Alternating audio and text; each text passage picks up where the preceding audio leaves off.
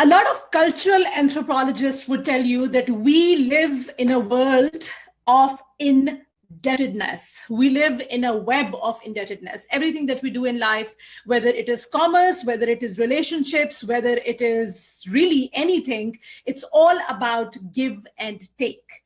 And that give and take, that indebtedness, that reciprocity is what I'm going to be talking about today.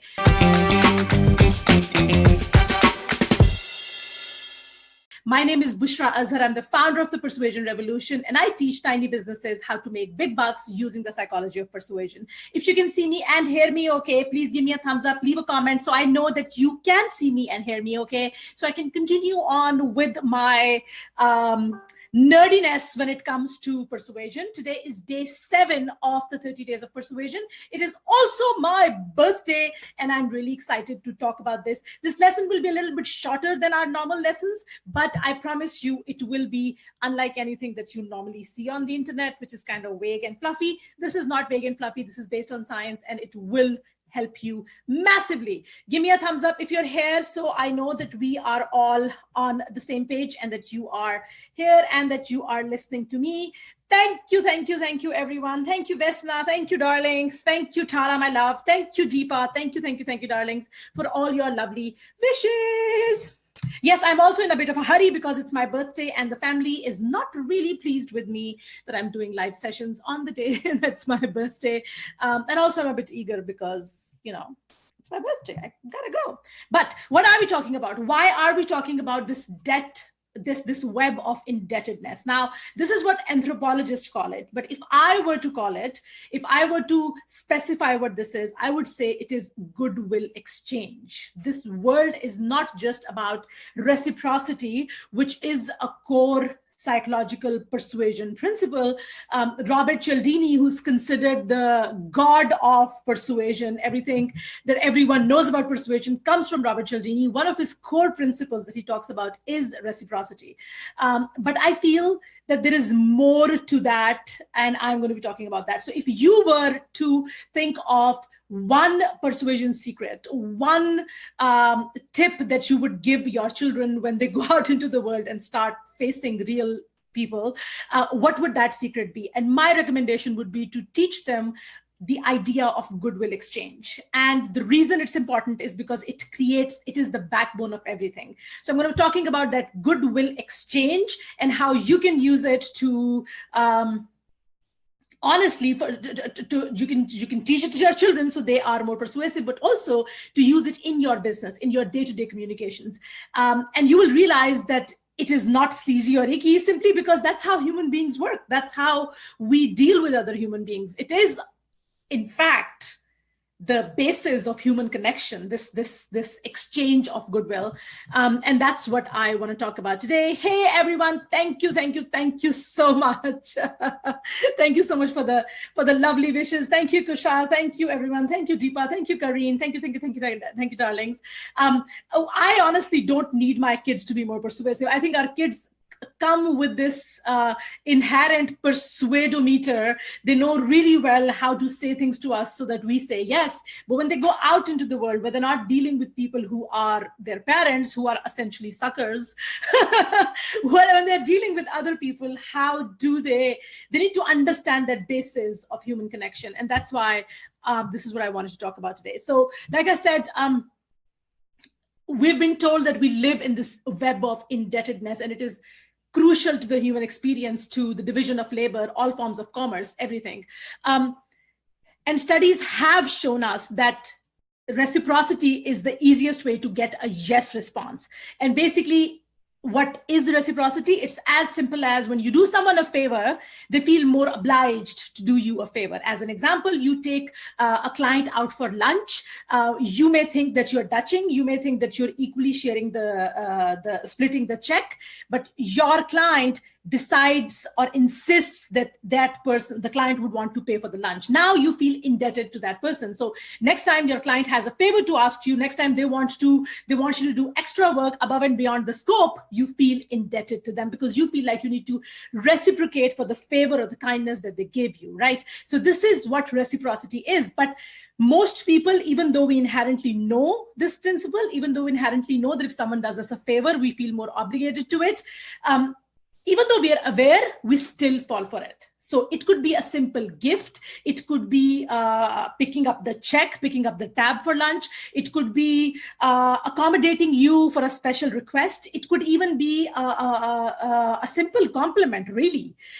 Even though we don't see a compliment as something that would put the other person under a debt, but it does. It does. So it could be a very genuine, very specific compliment. It could be a gift. It could be a favor. It could be going out of your way. It could be anything that makes the other person feel special. So my first recommendation would be, if you want to leverage this effect of reciprocity, if you want to get that person under your debt, under your goodwill debt, then if you're not in a position to give them gifts, or if you're not in a position to do an extra favor for them, then give them a genuine, heartfelt compliment. And by that, I mean that this should not just be, oh, you look nice, right?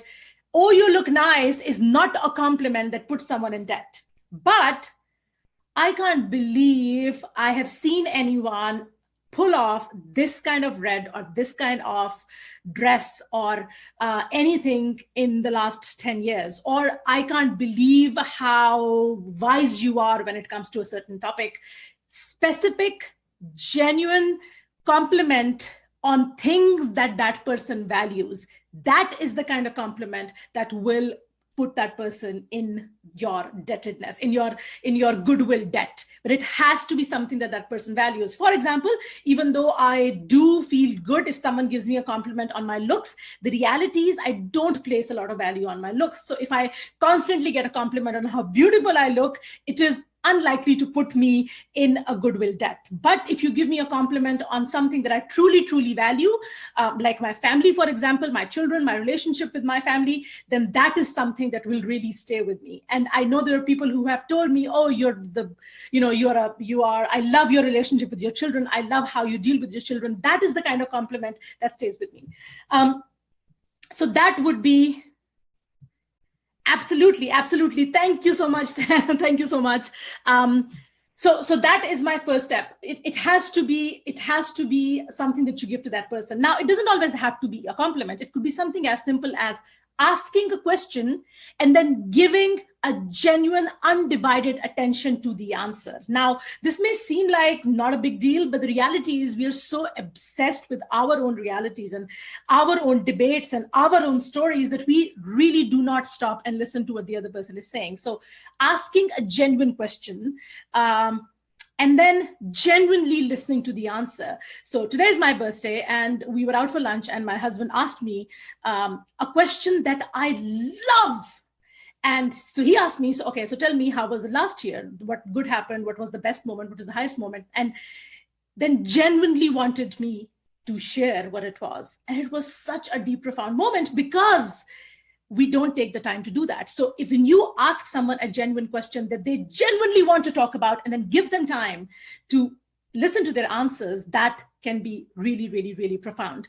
You can also give them something that they value, whatever that thing is. If they value your time, giving them your time. If they value your opinion, giving them your opinion. If they value your advice, giving them your advice. These are things that really make people feel like they owe you something. And that is why it is important to keep using it. Now, this is one angle of reciprocity. When you do someone a favor, they feel obliged to do you a favor in return. But there is one small element of persuasion that most people don't talk about. And that is when you do someone a favor, you also feel better about that person. Now, this is essentially the kind of thing we should be teaching our children, simply because it allows them to be much better human beings, right? So when you do a favor to someone, unless your hand is forced, so it's not like someone twisted your arm into doing you a favor, but when you do someone a favor, and I've noticed this in many situations, and yes, Robert Cialdini also talks about that element of reciprocity in the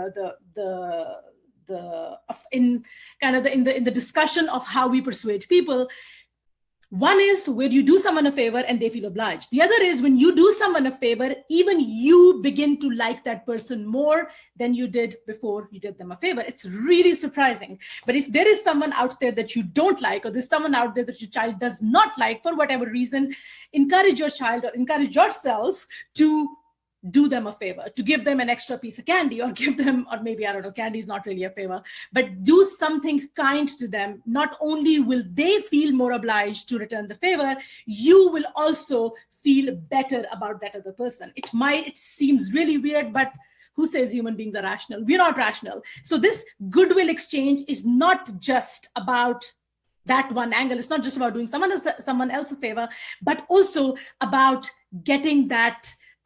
If you feel off about someone, when you do them a favor, you feel better about them as well. Thank you so much. Thank you so much, Ibrahim. I am so grateful. I'm so grateful for your kind words. Thank you, Lisa. I'm so glad that you love the bonuses, and I'm so glad you love the book. I don't know whether you have the book yet, but I am really, really grateful that you are enjoying the book.